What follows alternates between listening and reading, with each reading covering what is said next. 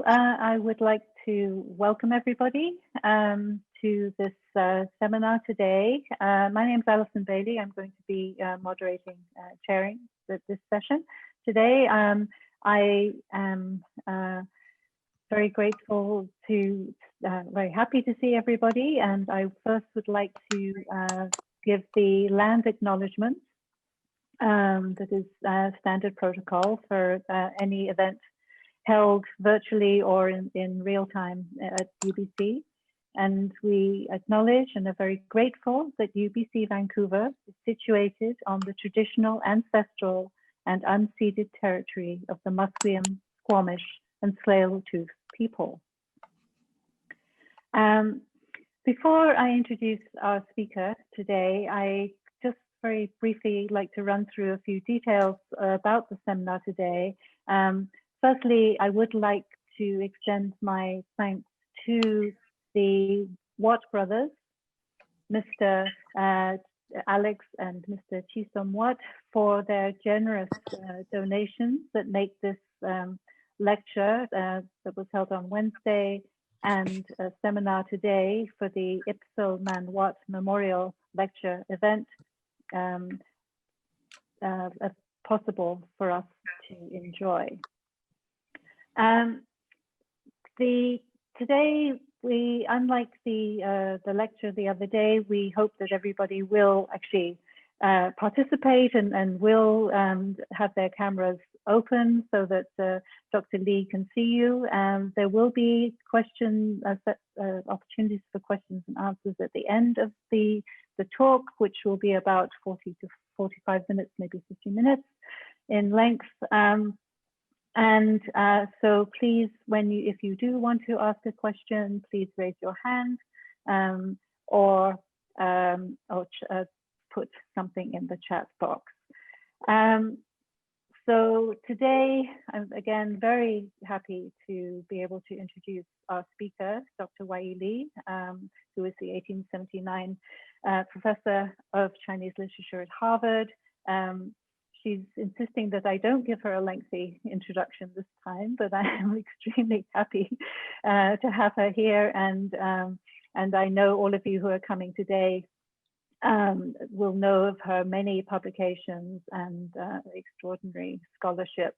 So I will leave it at that. I will perhaps also mention that we had over 200 participants at the lecture on Wednesday, which is almost a record for this particular lecture series.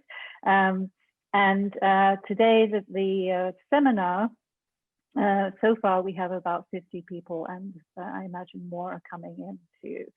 So if you have questions, then just please be patient.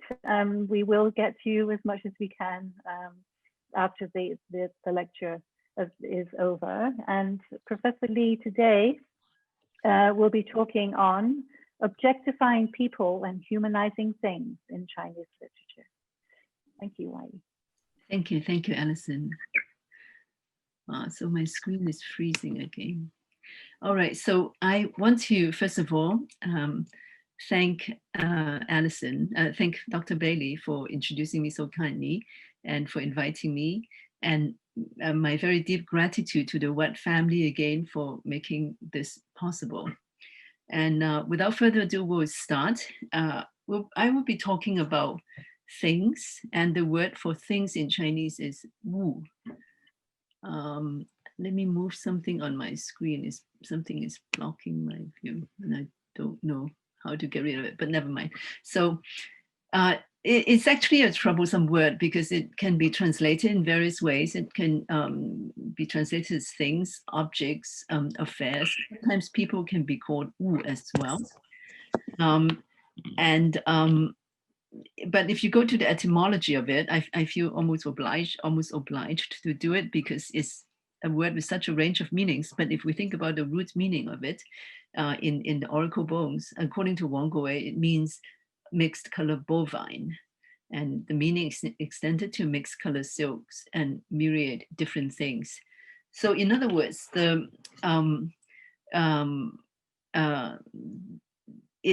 the meaning is derived from a specific thing, in this case, the bovine used in sacrifices. And we can imagine why it should be so, because ritual sacrifice is such an important part of early culture.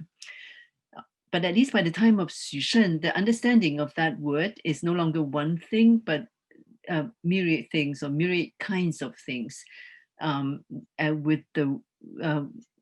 With this on the right side as the wu as the phonetic component, although according to Chu Xiguai, a very well-known scholar and paleographer, that the right side of the graph also means cutting or separating or categorizing. So in other words, we're talking about a word that in its composition means both many things, a categorical description of all things, as well as internal distinctions that allow you to talk about different things. I don't know why my screen is not.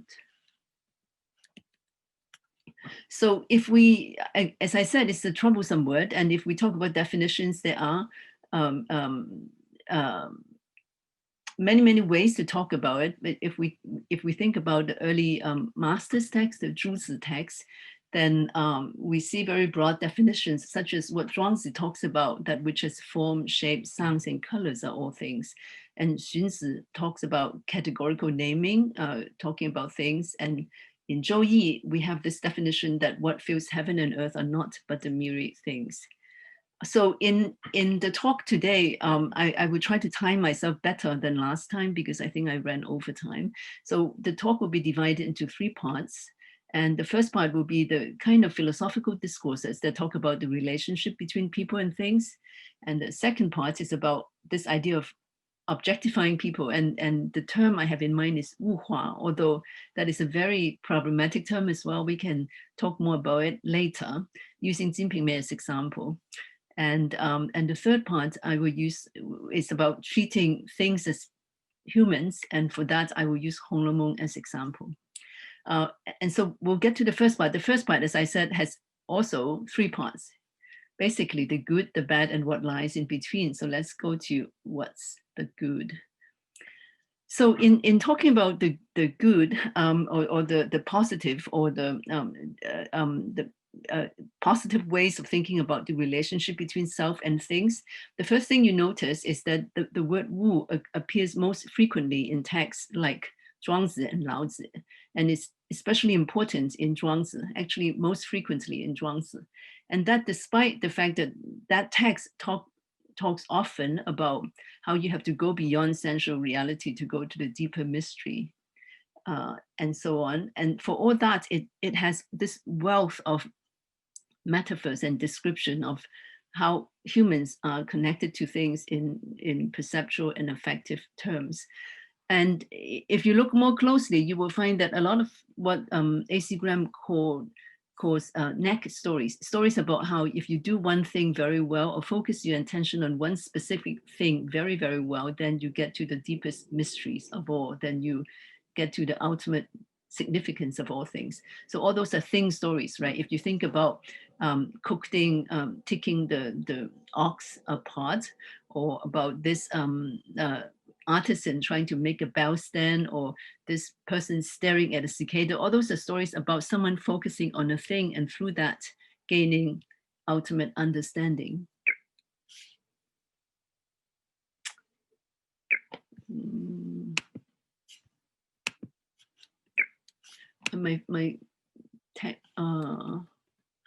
I don't know why my screen sometimes freezes. I think my computer is just too old. Anyway, as I said, we're talking about positive, the relationship between people and things in positive terms. And more specifically, we're talking about imagining mastery and transcendence.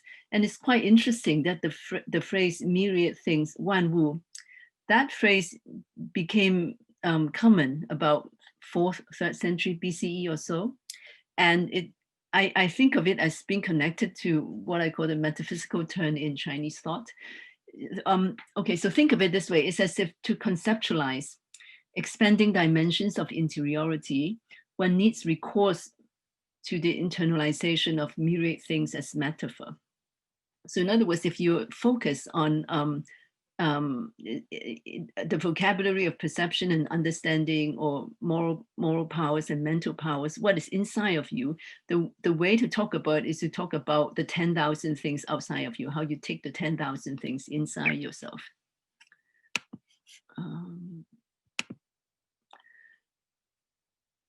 So this quote from Mencius may be familiar to some of you when he talks about how the myriad things are all encompassed within me. So that is quite typical of what I was trying to explain.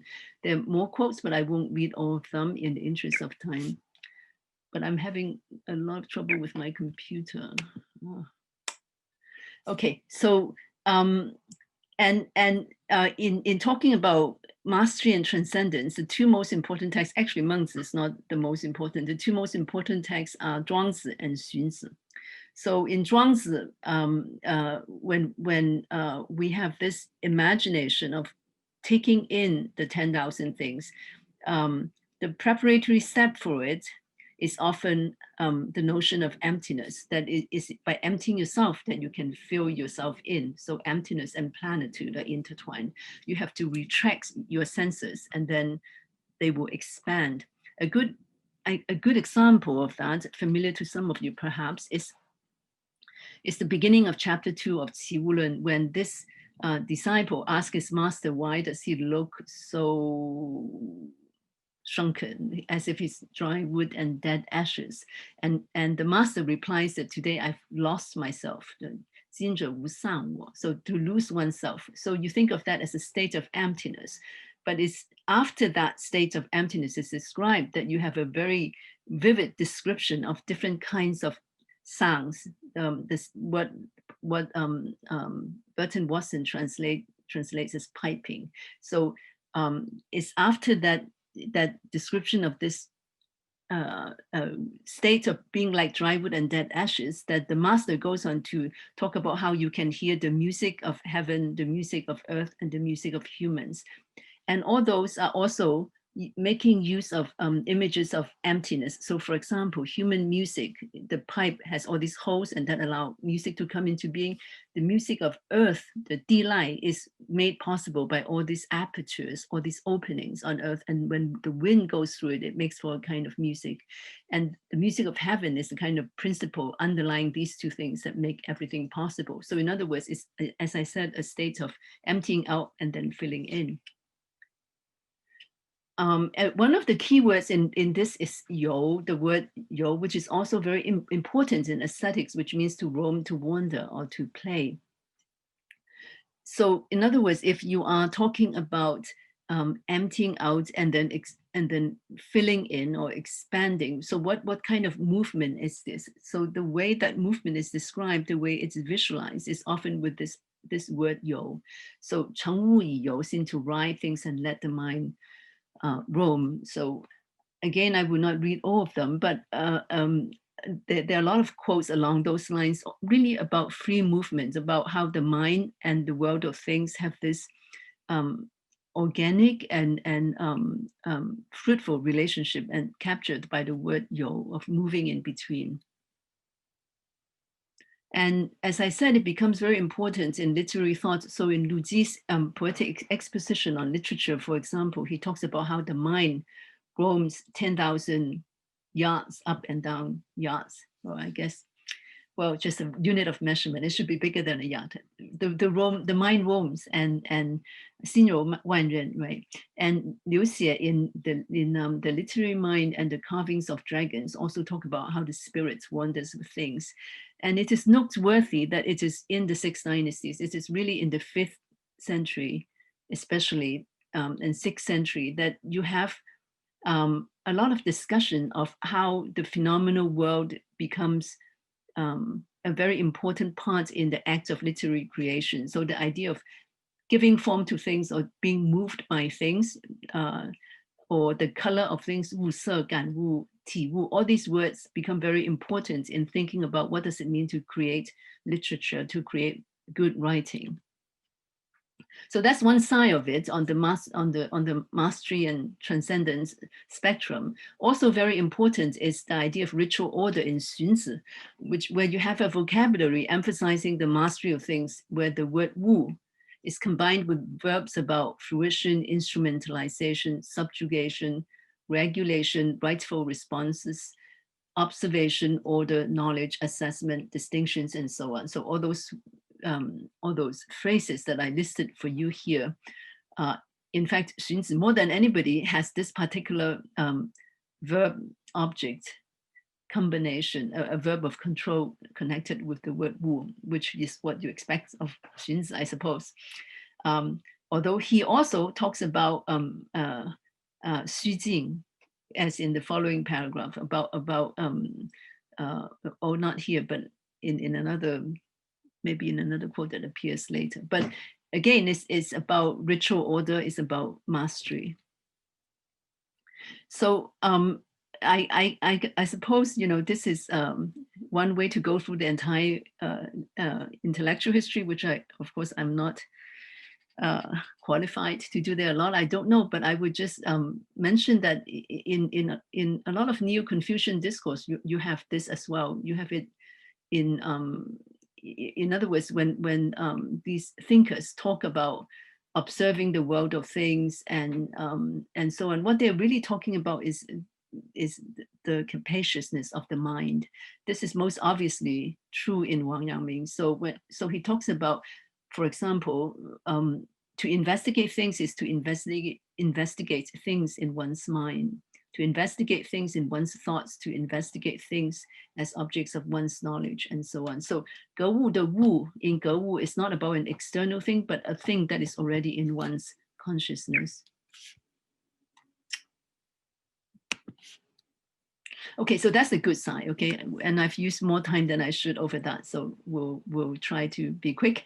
So on the bad side, we have all this discourse of the dangers of things, about how with ungoverned responses, you can lose control, as when Mencius talk about the senses being drawn by things, or Xunzi talked about being driven by things, Zhuangzi talking about being burdened by things, and so on.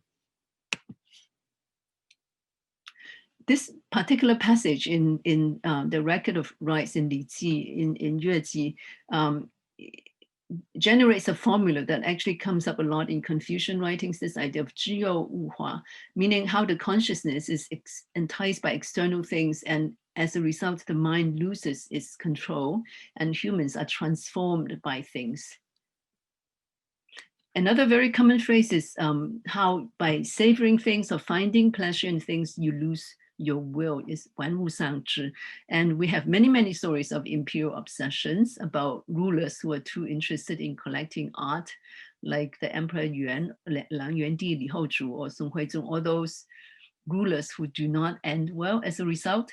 Either that, or that they're obsessed with a certain thing, like crickets, you know, cranes, whatever. And all those are kind of counter examples of how you are not supposed to rule. I'm sorry, just frustrated with my computer. Okay, so that's the good, the bad, and now the third part of the first section of my talk, everything in between. So one thing that you notice is that the positive and negative appraisals of the relationship between people and things are drawing from the same conceptual categories. So for example, the idea of fluid and unstable boundaries, you can either talk about that in positive terms, like in Zhuangzi, like in this butterfly dream story that all of you know, most of you would know, or this 物化 or 化物 becomes something very negative. In the example from Li Ji, from the record of music, where the subject is transformed in unwelcome ways by the temptations outside, the temptation represented by things. Also, the idea of being moved by things, ganwu. So as we saw earlier, in the Six Dynasties, this become a very important phrase when we talk about literary creation. And in the Book of Changes, in the Yi Jing, all these metaphors of cosmic generation and moral transformation is linked to the idea of gan, or being moved by things. But in just as easily, you can find counterexamples. So in the Annals of Li Buwei, for example, to be moved by things is about confusion and temptation. Also, the word wánwu. So earlier I said wánwu sangzhi, of course, is a negative, savoring things, seeking pleasure in things and losing your will. That, of course, is negative, but it's not hard to find positive examples where, for example, you have this line from the Analects, 游于艺, to roam freely in the arts. And the way Zhu Xi glosses that is about 游于艺 is 玩物诗情. It means to roam freely means to find pleasure in things, to accommodate one's feelings. So in that context, it's actually a positive thing. So all these ambiguities are important because in the connoisseurship literature, from the late Tang onwards, from mid Tang onwards, really, talks about the inherent dangers in being absorbed in things, but the potential redemptive qualities of such activities. And they are really drawing from the kind of ambiguities I talked about earlier. So for example, this is Su Longpo in the account of the whole treasured paintings. It's an essay discussed by both Professor Ron Egan in Stanford and Professor Steve Owen in my colleague Steve Owen. So here, for example, you have this idea that a gentleman can let his mind linger a while on things, but cannot let his mind fixate on things. So in other words, you can be interested in some things, you can be totally absorbed, but this absorption has to be temporary, not for too long.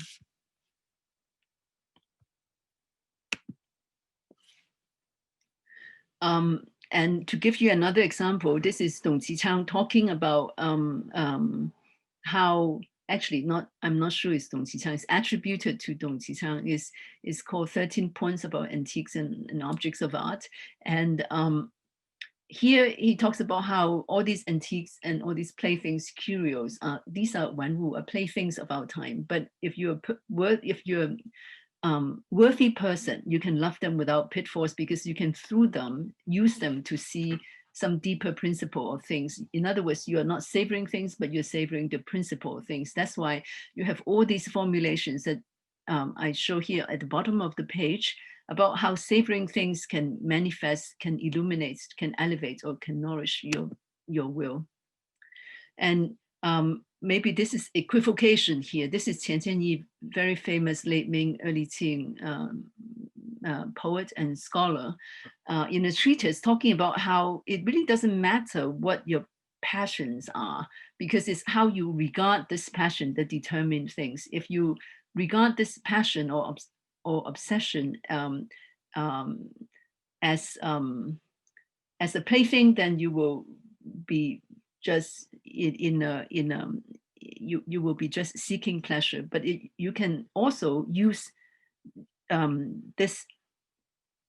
You can use your interest as the wherewithal of investigate things like the Confucian scholar, or equalizing things like the Taoist transcendent. So they're actually translating this 词 as because I'm basically translating it as 嗜好, that if you 玩 your 嗜好, then it's 玩物. If you investigate it, then it's gewu. The reason why I translate it as such is because I think, at least in this passage, there is a kind of built-in self-reflexivity about the pronouncement. In other words, it's not just about your mental disposition, but the way you regard it that determines your relationship with things. I just have another note also about the late Ming discourse on obsessions, which a lot of scholars have talked about. One thing you notice is that although all these discussions talk about how this is the age that celebrate excess and imbalance, all these late 17th century, early mid 17th century writings about obsessions, you will notice that in fact they are just as interested in control and boundaries. Here we have Yuan Hongdao talking about how people of sensibility have their obsessions, but what he uses here is the word lodge. In all these cases, they're using the obsessions to lodge their distinct, soaring, uncompromising spirits. So the Chinese word is ji. So if you think about lodging, to lodge is like the yu yi and liu yi that Su Longpo talks about, that we talked about earlier in Su Longpo's case. It's a temporal metaphor. It's about choice, control, and potential self-division. In other words, it's not about you sinking into an obsession about something. It's about you putting your uncompromising spirit there temporarily because there's no other place to put for this spirit to be expressed, right? So in other words, you do have ultimate control because you're just going there temporarily. Anyway, so I have exceeded the time I allotted to that first section. So I will, I would just try to go through the other 2/3 of this, but maybe a little bit more briefly. So the rest of this talk will be about reading fiction through the prism of the discourses on things with some maybe retrospective glances at what is good and what is bad and what lies in between. So first about Jin Ping Mei.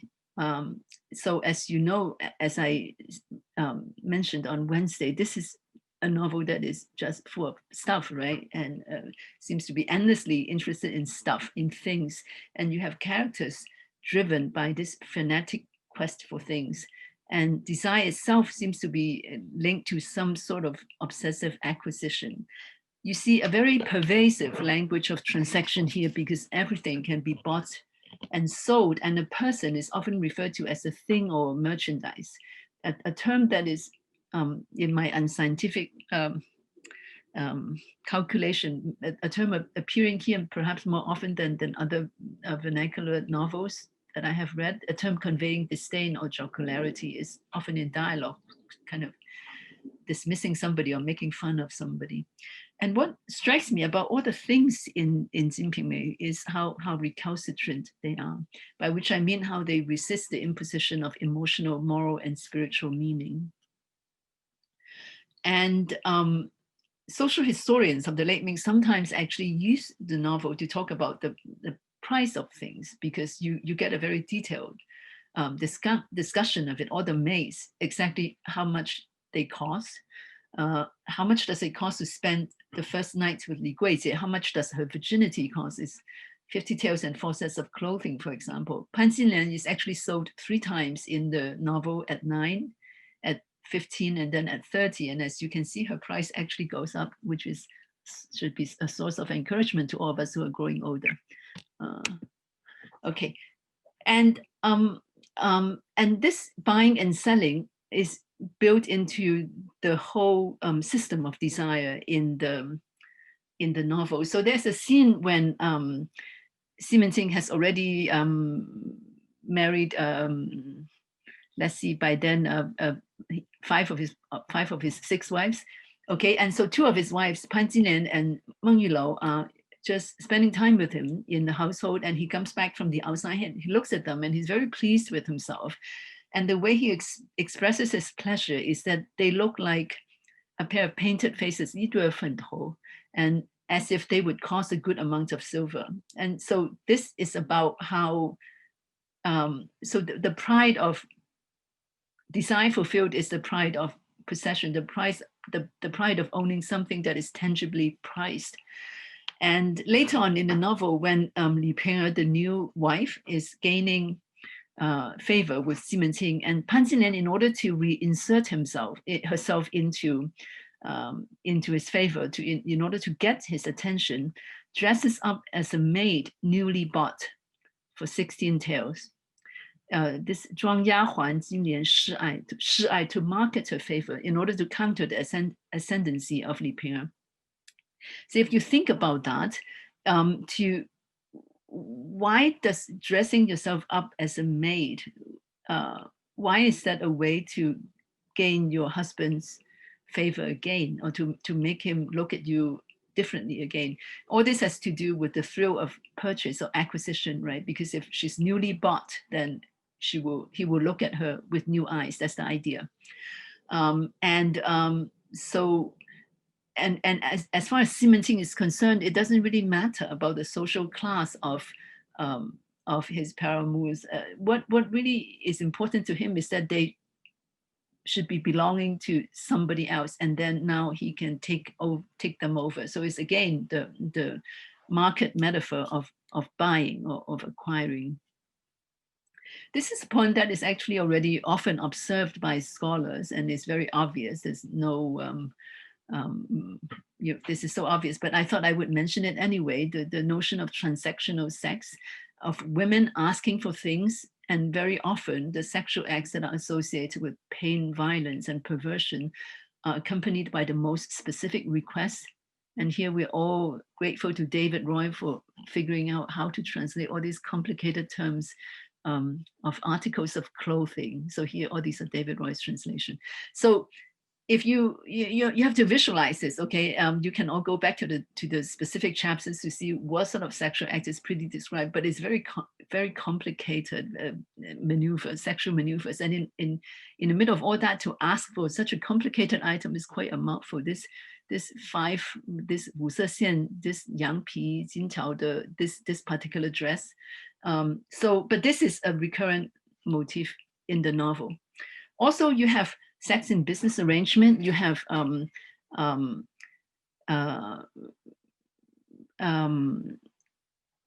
characters usually Ximengqing and the women having sex, and then in the middle, they're actually someone on the other side of the wall, and he's discussing business with them. That happens with Li Ping'e, for example.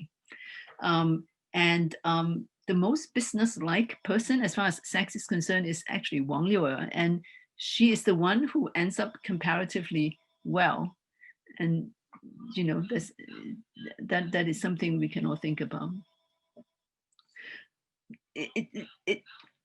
So the idea of consumption and value is interesting to me, because the way Li Ping'e is comparing Ximengqing to her other husband, her early husband, Jiang Zhushan. And she said that even the delicacies that constitute your daily fare are such things as he would never see were he to live for hundreds of years. How can he be compared to you? So it's like the things you consumed makes you, that you give you this aura, make you more important. Consumption is what gives you value. This actually, there is a passage in Zhuozhuan in a very ancient text about that as well. So it's not, you know, specific to the late Ming, I suppose, but interesting nevertheless. It is often said that this particular way of looking at people, of reducing them to things, is about objectification, and that women are treated as objects. But I think it's fair to say that even Ximengqing is treated as an object. Everybody becomes an object, become a thing here. In the middle of the novel, Ximengqing meets this foreign monk who gives him some aphrodisiac that put him on the power of sexual potency, but also eventually bring about his death. As the Chongzhen commentator and Zhang Zhupo both pointed out, the monk is some sort of human personification of the phallus, and Ximengqing's fate is such that somehow all these scenes of him gaining sexual powers is linked to the loss of agency, because all this performance enhancement involves some sort of bondage, involves all these women tying some sort of contraption around his penis. So here you have two very detailed description of these sex toys, one prepared by Pan Jinlian and one prepared by Wang Liu'e. And these things are actually eventually what lead to his death at the end of in chapter 70. Forgot what it is, maybe 77 or 79. Anyway, at what causes his death. And this is in a kind of deliberate contrast to how in romantic fiction, these love tokens or biaoji or xinwu are extremely important, but not so much in Jin Ping Mei. Here is really the sex toys that has the center stage as far as description is concerned, which leaves one asking, are there symbolic objects in this novel? So to give you an example, Meng Yulou has a hairpin, And on the hairpin are inscribed these two lines: the golden bridled horse neighs among fragrant ones. The one on the jade tower is drunk in apricot blossom season. 玉楼人醉杏花天. So in other words, the words on the hairpin includes her name, right? So the hairpin and has her name. So in any other novel, the hairpin with your name would somehow be an embodiment of that character or be symbolically connected to that character. Not so in Jin Ping Mei. Here, that hairpin is used to move the plot in various ways, but there's no kind of intrinsic connection between the hairpin and the character. In fact, when it comes to hairpins, you also have very interesting narratives surrounding the hairpins of Pan Jinlian and Li Ping'er. But in all these cases, especially in the case of Li Ping'er's hairpins, you're talking about how she's using these ornaments to negotiate her way in the balance of power in a polygamous household. It no longer has any intrinsic connection with her. And this means that one of the most common tropes in literature, meaning looking at something and being having a very emotive response, the emotional associations of objects, this 读心情, this idea, actually doesn't appear very often in Jin Ping Mei. It appears perhaps a few times. So when you think about this, you think about who are the characters that have a real emotional connection with another character. So for example, Li Ping'er and her son, the infant son who dies young. And there's a moment when she sees his old toy and is overcome with grief. So that is a simple example of how the object is associated with emotion. But very often, and another case are the portraits of Li Ping'er, because Xi Menqing has a real attachment to Li Ping'er. And the third example I want to give here is Pan Jinlian's bed, because Chun Mei, after the erstwhile maid of the household who then rises in the world, when she comes back to try to get Pan Jinlian's bed, the bed is associated, the object is also associated with the person. There's a real emotional connection there. But as I said, in all these cases, there is something problematic about it. So for example, in Li Ping'er's portrait, so Li Ping'er dies and Xi Menqing grieves for her, and there's a very lavish funeral, and he has very extravagant display of grief. But he wants to have posthumous portraits of Li Ping'er painted. And the description of the portrait is actually quite typical. It's a bit like the Mingren Shanshui that we saw on Wednesday. So here you have her pale and fragrant countenance passed over in a line, and then you have a very detailed description of her clothing, and then how this painting should be mounted on patterned damask and the kind of knobs they should have on two sides of the roller. In other words, all the external of the person and of the mounting and of the artifact, but very little of the person there.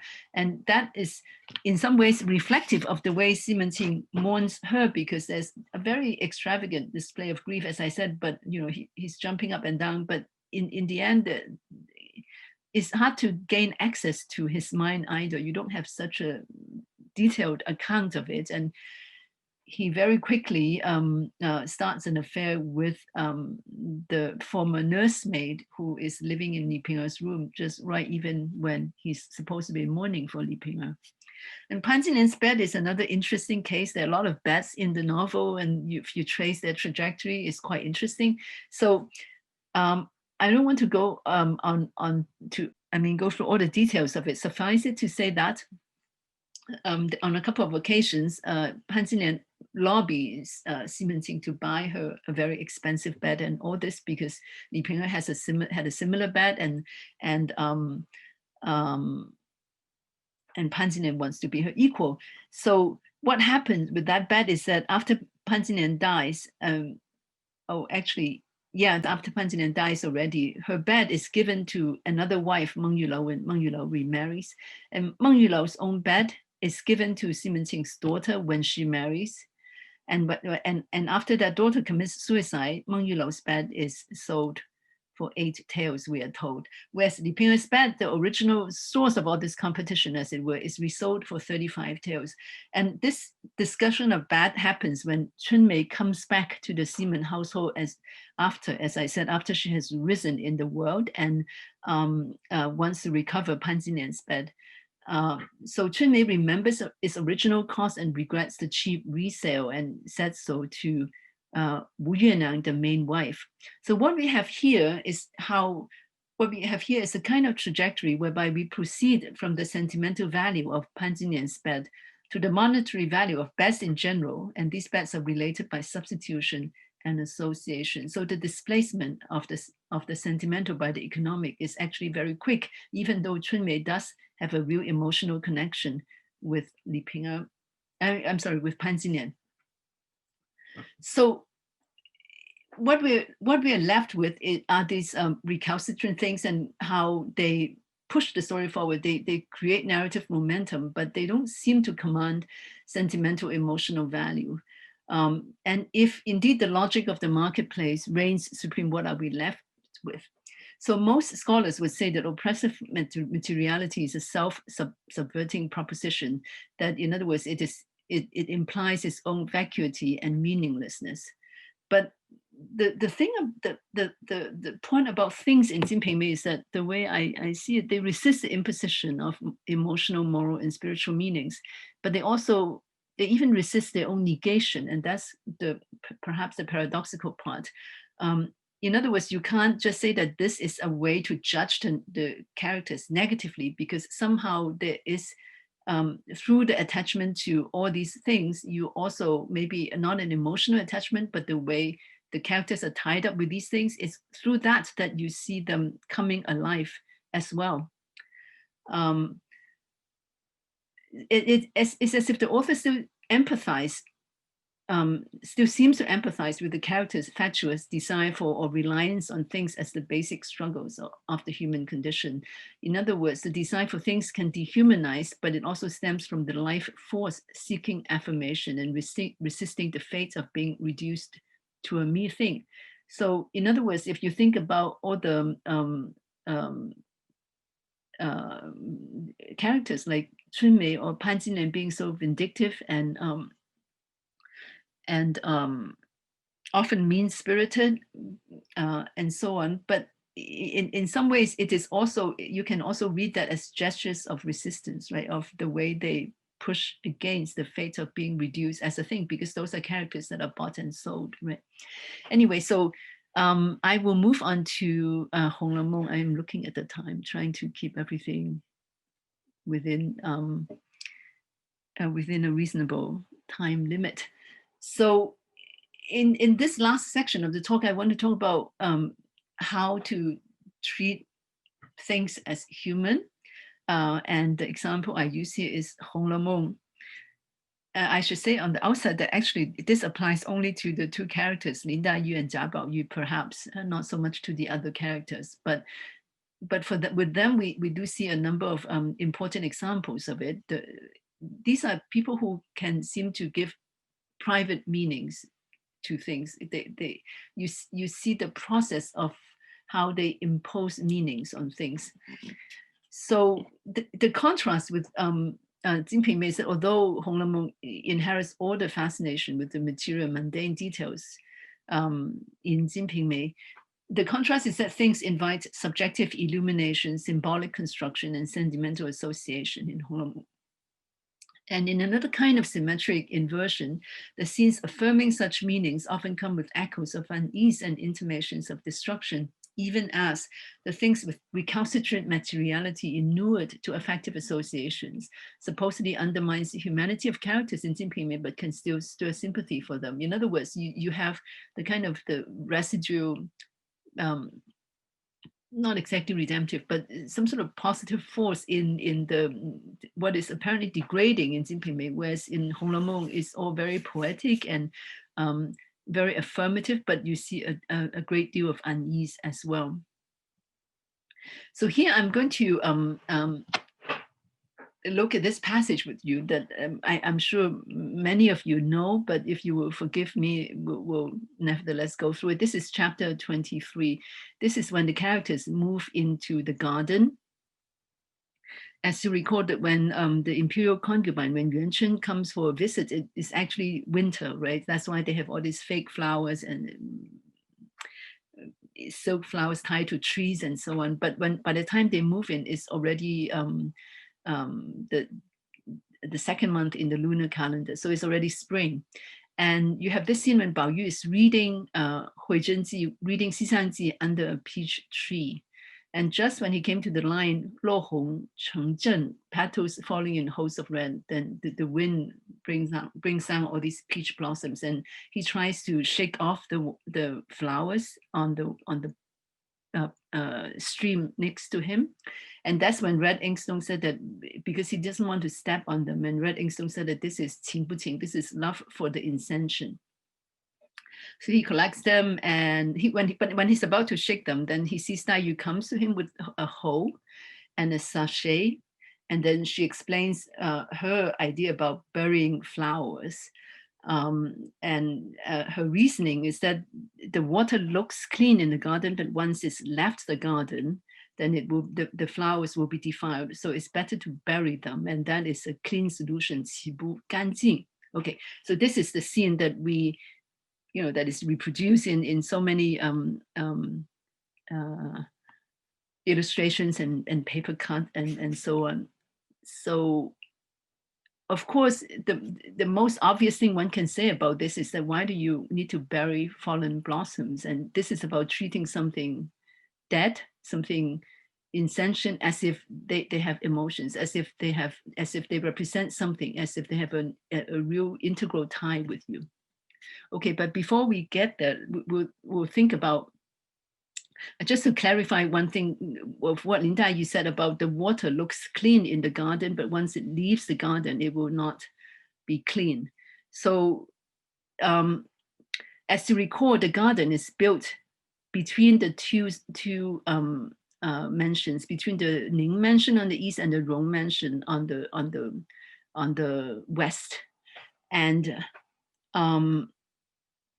because it's built in between, the water in the garden actually comes from the water in Huifang in the Ning mansion. This is a point that Ying Shi made in his essay, 红楼梦的两个世界. So this is a very important point to remember, because it means that, and the water in the Huifang in the east in turn comes from outside.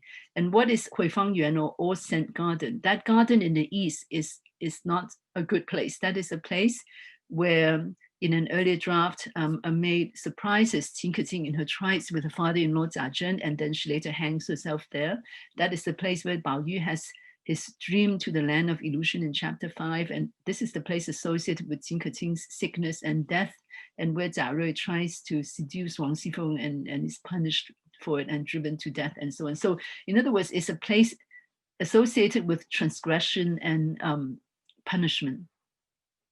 So when Lin Daiyu thinks that the water in the garden is clean, is actually really only an illusion, because the water in the garden comes from that other polluted place, Huifang Yuan.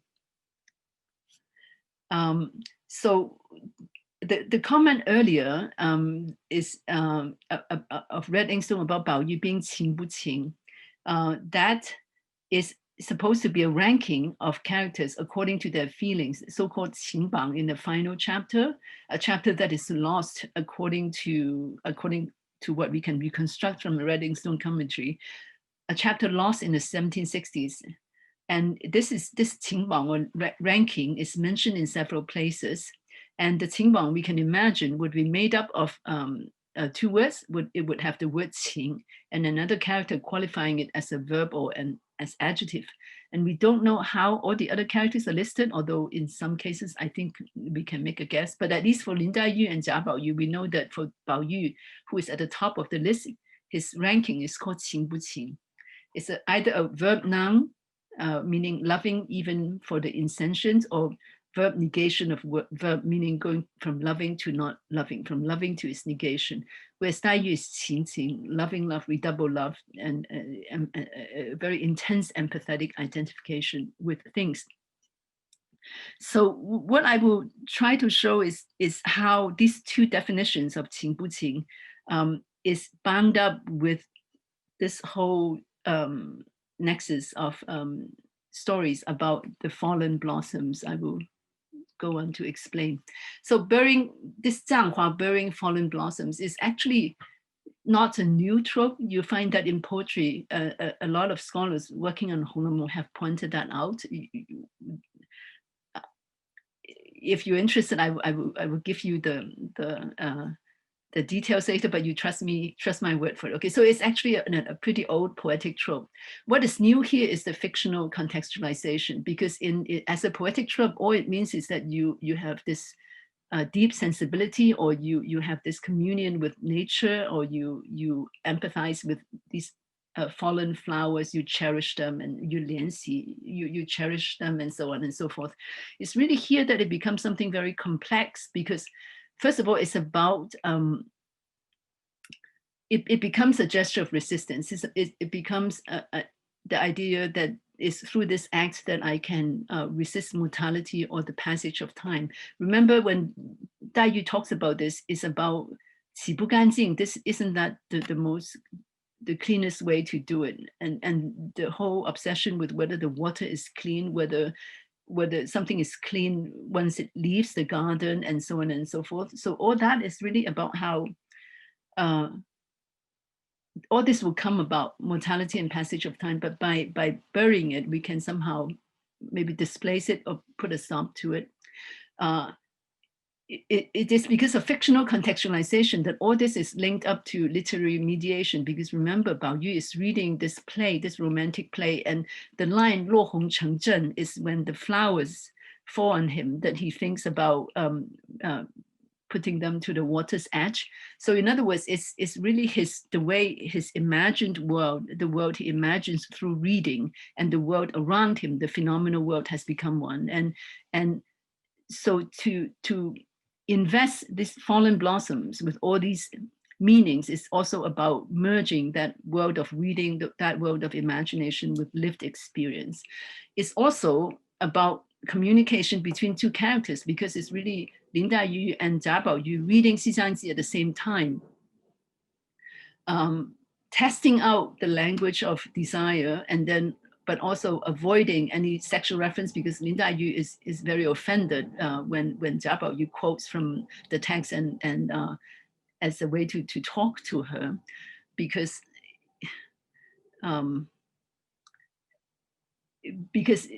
once you enter the realm of sexuality, you are not just you are entering the world of you're entering the real world also, adulthood, family, all those things that, because that can be postponed so long as these characters are kept in this prepubescent state. So when Lin Daiyu gets offended, Jia Baoyu said, okay, let's just bury the flowers together. So it is their way of communicating their feelings of what cannot be communicated, but through this burying flowers, there also is 传情, right? Is communicating their emotions and always contradictions.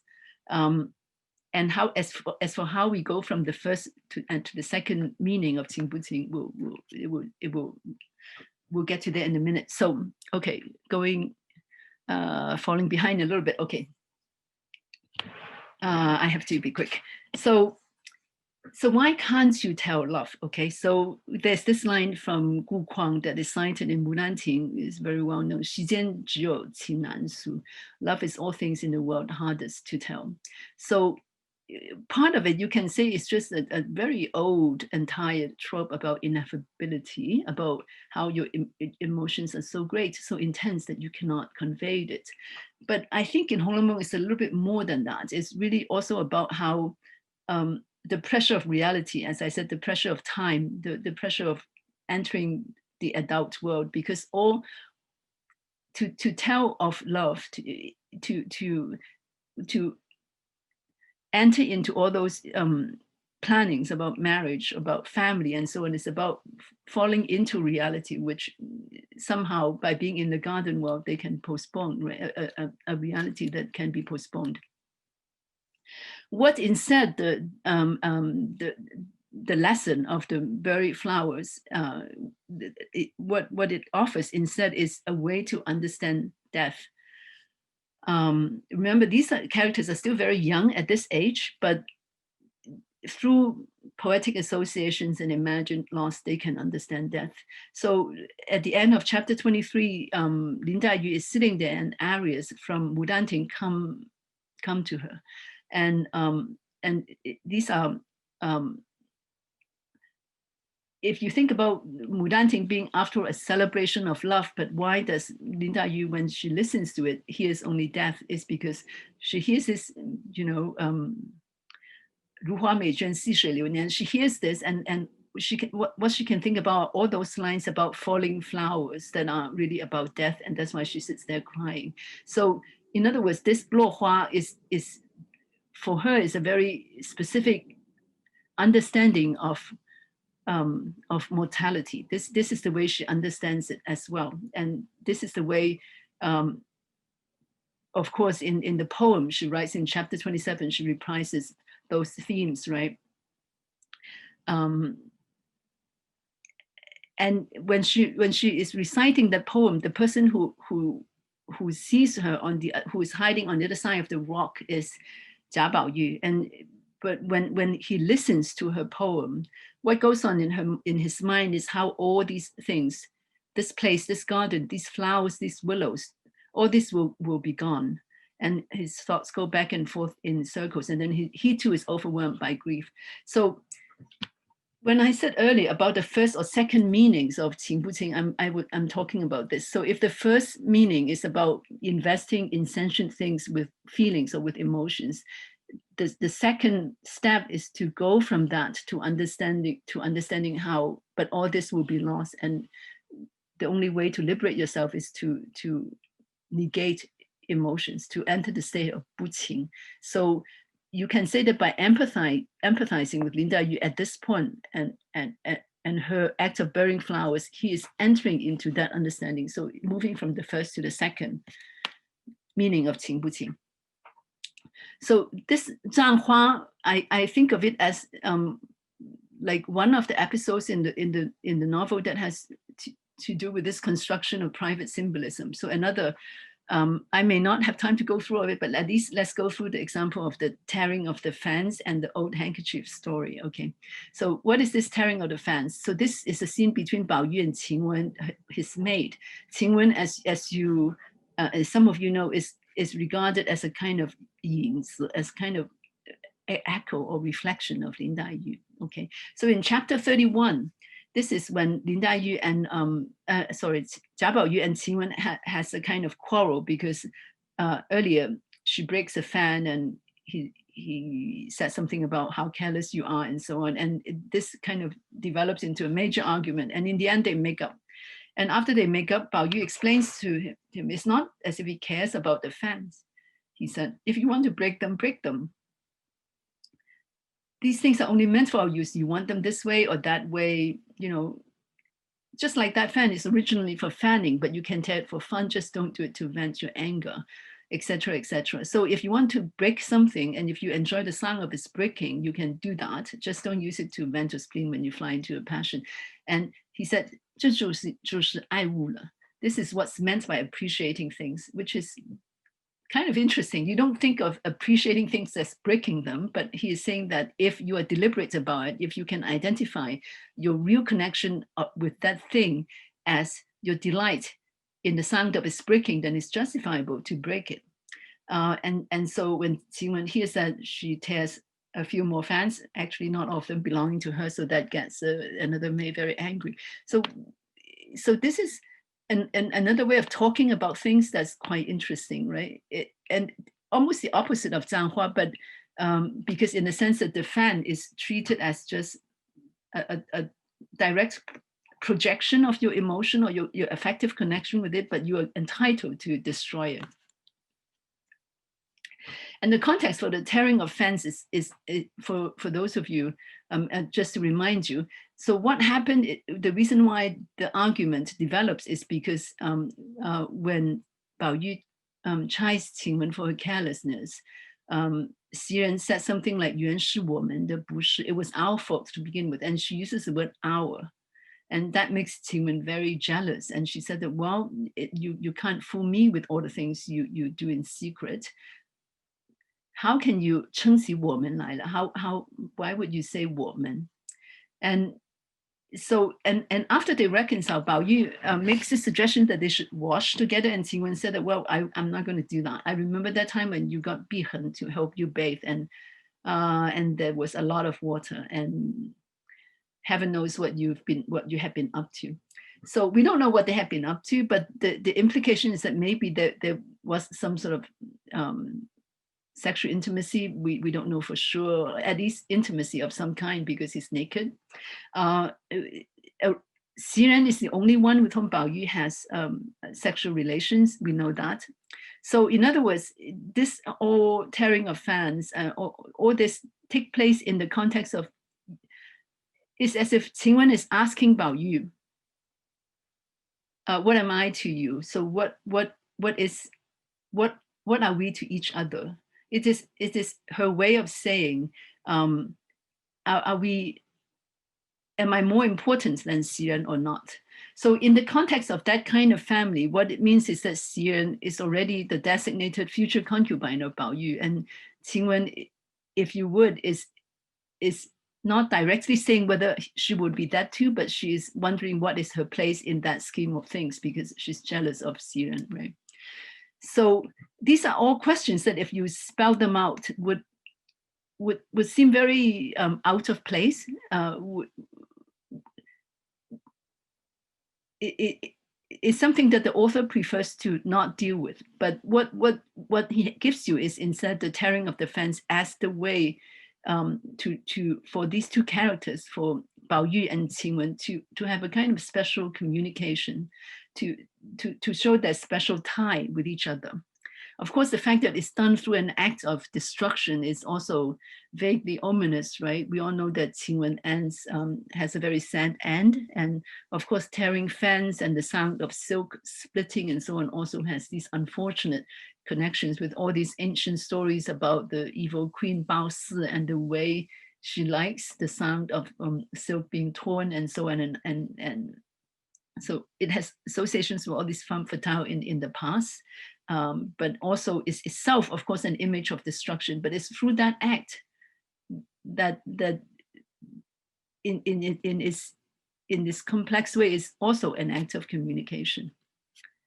That's why Red Inkstone said that the scene about tearing fence is using insentient things to earn the smile of one who is beautifully contrary, one who cannot understand worldly things. So it's using 不情之物 to convey a special emotion. That's why he calls this scene also 情不情.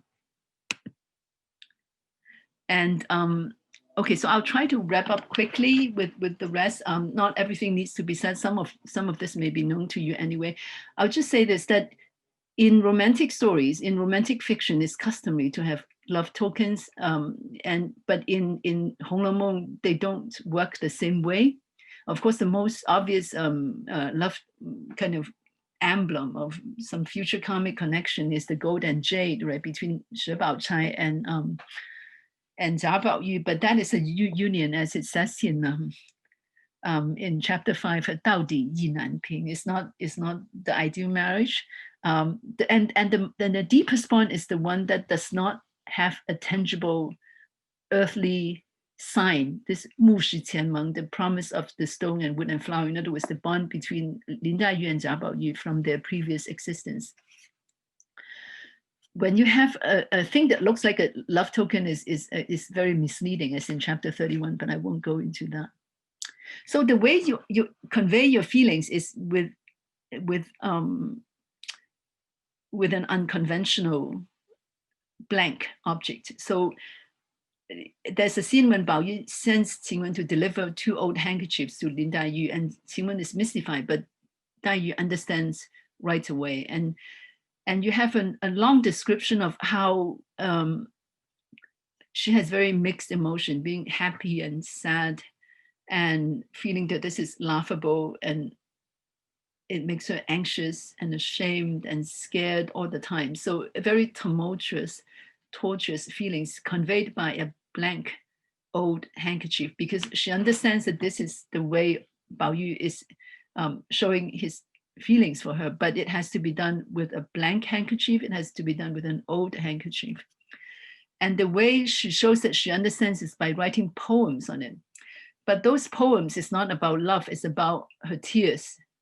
It's about how she will be crying, basically. And then after she writes those poems, she goes to the mirror and looks at herself, and then she is terribly flushed. And I mentioned this on Wednesday too, right? Admiring that color that seemed to outshine peach blossoms, but she did not know that this was the beginning sign of illness. It was the beginning of her consumptive illness. So again, this awakening to love and the intimations of mortality are totally intertwined. And again, they are done through a thing that, you know, try to resist all the cliches about love tokens. So this last part I will not talk about. If you're interested, I will say more about. I was allergy for Qingwen after the death of Qingwen, and show you how this whole process of investing things with meaning is also making fiction and so on. But to make a long story short, what happened is that Qingwen, because of all these insinuations and accusations, had to leave the garden, and then she dies. And after she dies, Bao Yu comes upon a maid who is with Qingwen, and he asks this maid, what does Qingwen say? And this maid says that according to this maid, Qingwen is being summoned off to become flower spirit, specifically the Furong Hua Shen. And so this is just a lie made up by the maid, but Bao Yu then turns into a real thing. So here you have kind of private symbolism to the power two. You have this turbocharged and becoming a kind of full-fledged myth making. Now, flowers and how the characters are connected to flowers, and flowers are linked to flower spirits and so on, that there are multiple references to it in the book. But behind this, of course, is again this idea of wánwu youqing, that the mind can animate all things, because Bao Yu thinks that the death of the crab apple tree in front of the hall is an omen for Qingwen's death. So when Xiren expresses disagreement with this idea, Bao Yu sighed and said, what do you know about this? Not only plants and trees, but all things that have feelings and reason. So 不但草木，凡天下有情有理的东西。So in other words, 草木是有情有理，其他的东西也是有情有理。All things that have feelings and reasons are just like humans. When they find someone who truly understands them, they become absolutely numinous. 只有灵验的。So anyway, so I won't read the allergy to the hibiscus maid with you. Suffice it to say that it is really a very complex self-reflexive piece of auto-commentary, because not only does he write this allergy, he also comments on the whole process of writing, and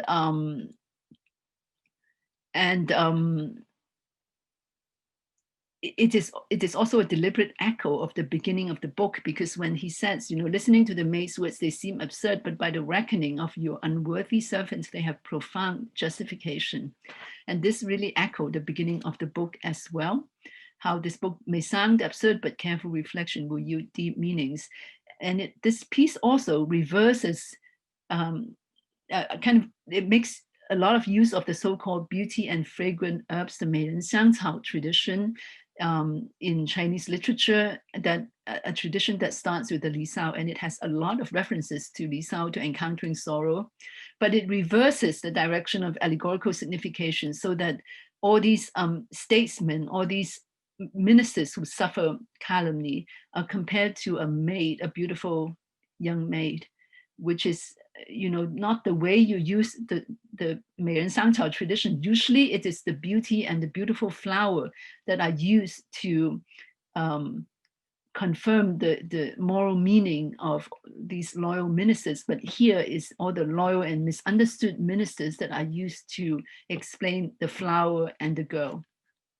Anyway, sorry that the last part, I didn't really read it with you because I think I ran out of time, but I just want to say that, in other words, this idea of the mind animating things in Holomun is, especially in that part when the flower is turned into a flower god and into flower spirit and then turned into a spirit of Qingwen, is a very, it shows that how the process of investing meaning with things is also very self-consciously connected to the process of writing and making fiction. As I said earlier, this is in many ways, a lot of this imagery echoes what we said earlier about how the mind is capable of taking in all things and giving life to things and so on. But it is also underwritten with a deep sense of disquiet about how this can all end in death and destruction. So with that, I will end my talk and stop share.